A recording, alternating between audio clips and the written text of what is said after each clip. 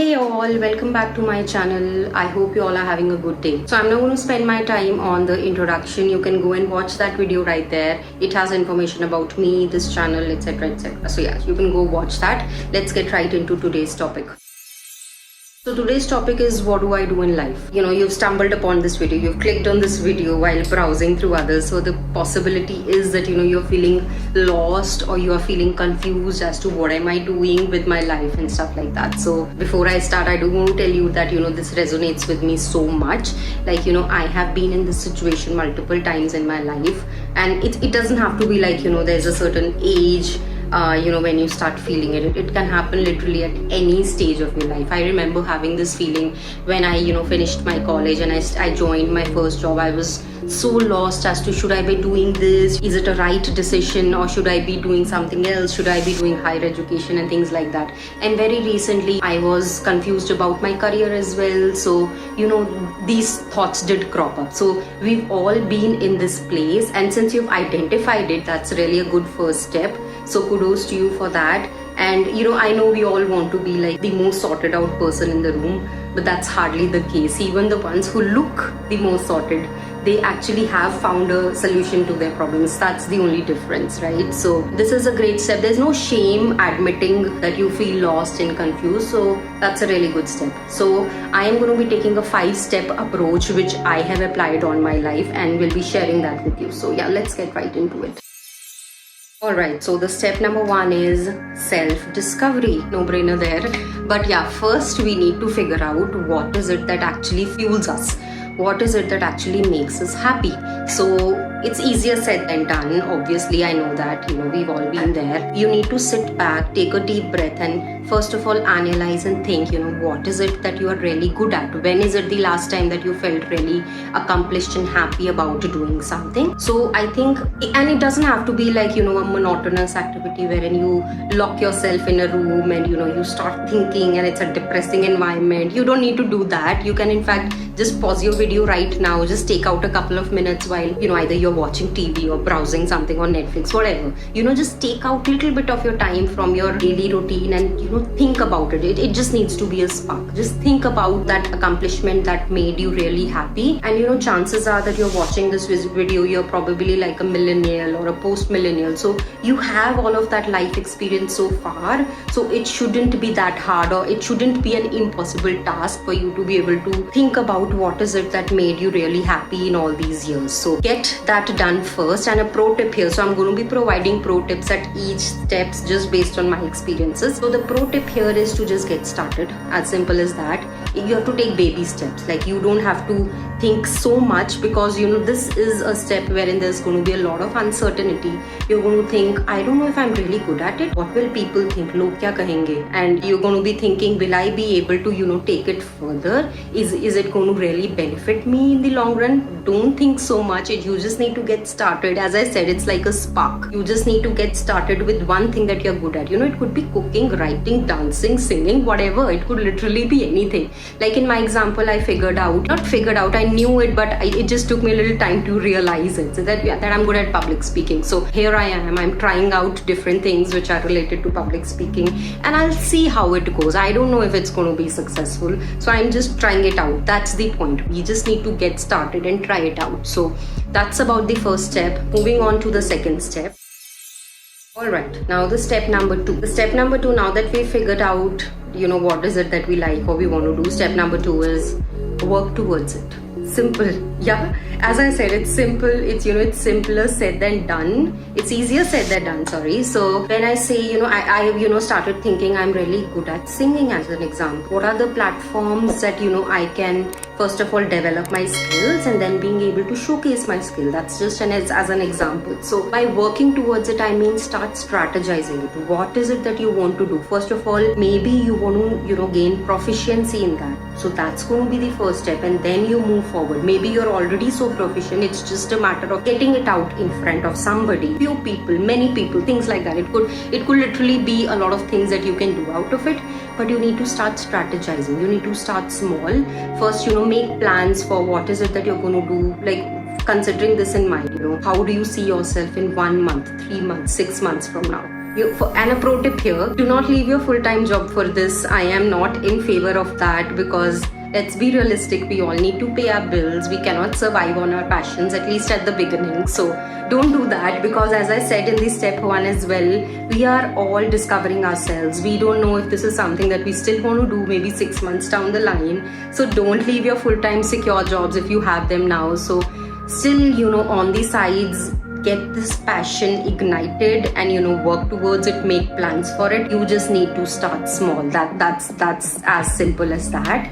And a word of caution at this step, when you're strategizing it, don't plan too ahead of it. Don't plan like 1 year, 2 year, 3 year ahead of now. Don't do that. You're going to get lost. You're just getting started. So take those baby steps and just get started towards it.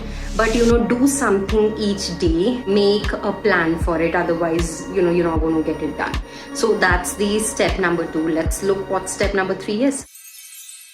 Oops, I forgot actually to give my life experience with step number 2, wherein I said work towards it, make a plan towards it. So as I said, I'm good at public speaking. So I started off by using Instagram. I've been using it for maybe a couple of months.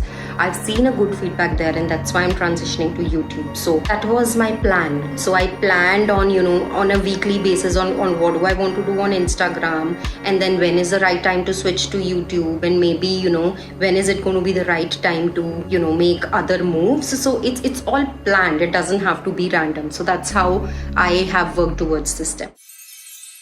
Step number 3, work hard and work smart. Now what does that mean, right? So now at this point we've discussed first 2 steps. You know what you want to do. You have started planning for it. You've started strategizing it. Now you need to execute. You need to work towards it. Also, now we are in a situation wherein we have a full-time job. We have our personal commitments, probably family, and then we have this new passion that we want to do. So the key over here is going to be balancing out everything. As I said, we are not leaving our full-time jobs here. We need to work hard and work smart. What does that mean is that we need to maybe take out 10% or 15% of your time every day to be able to work towards this passion. Now, for example, now you have a full-time job. Maybe you are spending like 9 hours, 10 hours or whatever. You're spending on full-time job. Definitely continue doing it. Do not cut slack on it. I'm not recommending that. And then you have your personal commitments. You have your family, you have your friends, you have pets, you can have a lot of personal commitments as well. That's really good. And you don't want to, cut your time short just because of this at this point. That's the worst you could do. Not recommended again. And then you have this passion which you think you're going to be enjoying somewhere down the line, and you think this probably could be your next career as well, but you don't know that for sure. So that's why you're going to spend maybe 10 to 15% of your time every day towards it, right? So for example, I'm going to take my example again.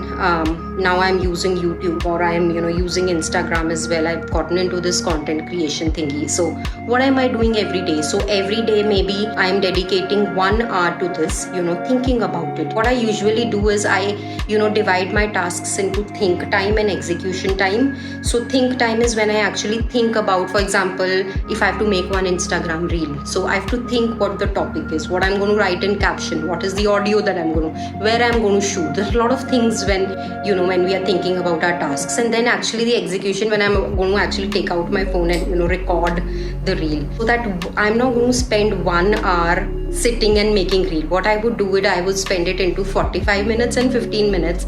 So 45 minutes is going to be my think time. So I'm going to be thinking about what content do I make, maybe while I'm cooking, or while I'm walking or jogging, or maybe while I'm making my children sleep, because all of us are really busy. We can't take out maybe 1 or 2 hours every day, right? So maybe instead of watching casual TV or browsing Netflix and stuff like that, so I'm going to take out that time to be able to work towards my passion every day. And then the rest 15 minutes is actually I'm going to take out my phone, and my reel is going to be made in 15 minutes. But actually I've spent those 45 minutes to make those reels. So I think that's what I mean by working smart, being able to divide your time in realistic chunks based on your own work schedule. So that's how it's worked for me. Maybe there are other ways it could work for you as well, because everybody's routines are different.